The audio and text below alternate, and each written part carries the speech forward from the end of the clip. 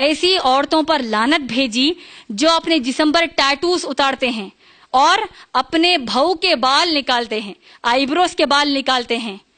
اور ہم میں سے کئی ایسے ہماری مسلمان بہنوں میں ایسی لا علم اور جہالت میں کئی ایسی مسلمان بہنیں ہیں جو ٹیٹوز اتارتی ہیں اور بھو کے بال پارلرز میں جا کر نکالتی ہیں، جبکہ ان کو اس بات کا احساس بھی نہیں ہوتا کہ اللہ کے نبی محمد صلی اللہ علیہ وسلم نے ایسی عورتوں پر یعنی ان پر خود لعنت بھیجی. میری بہنوں، اب جو میں بات آپ کو بتانے والی ہوں اس کو بڑے غور سے سنیے. آج کے ہمارے زمانے میں ہم دیکھتے ہیں کہ ہماری مسلمان بہنیں اور مسلمان عورتیں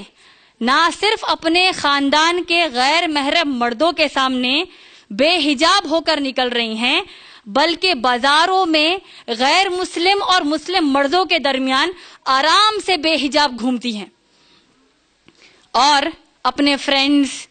کلیگز یا پھر اپنے کزنز کا نام لے کر یہ لوگ آپس میں ہاتھ تک ملانے کی جرت کرتی ہیں.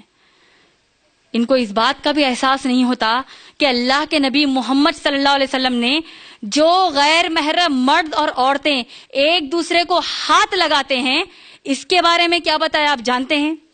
اللہ کے نبی محمد صلی اللہ علیہ وسلم نے فرمایا کہ اگر میں تمہیں بتا دوں کہ اس گناہ کا عذاب کیا ہوگا جہاں پر غیر محرم مرد اور عورت ایک دوسرے کو ہاتھ لگاتے ہیں، تو تم اپنے سر پر کیلا رکھ کر ہتھوڑی سے مار مار کر دھسا دینا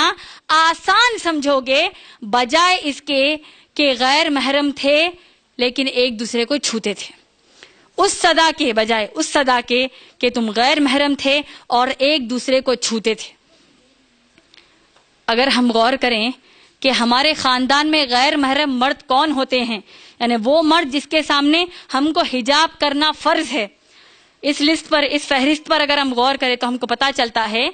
کہ ہمارے سگے خلیرے، چچیرے، تائرے، ممیرے اور پھپھیرے بھائی، ان کے سامنے ہم کو حجاب کرنا ہے. اس کے علاوہ ہمارے سگے بہن بھائی، اور پھر ہم دیکھتے ہیں کہ ہمارے سگے خالو اور پھوپھا، چاہے یہ آپ سے عمر میں 50 یا 100 سال کے بڑے کیوں نہ ہوں. اور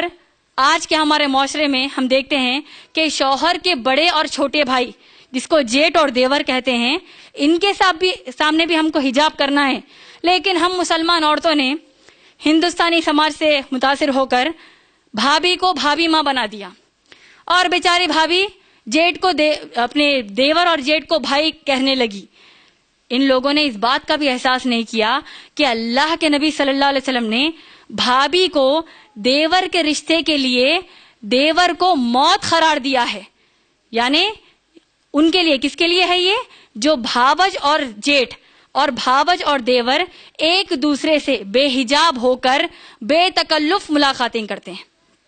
اس کے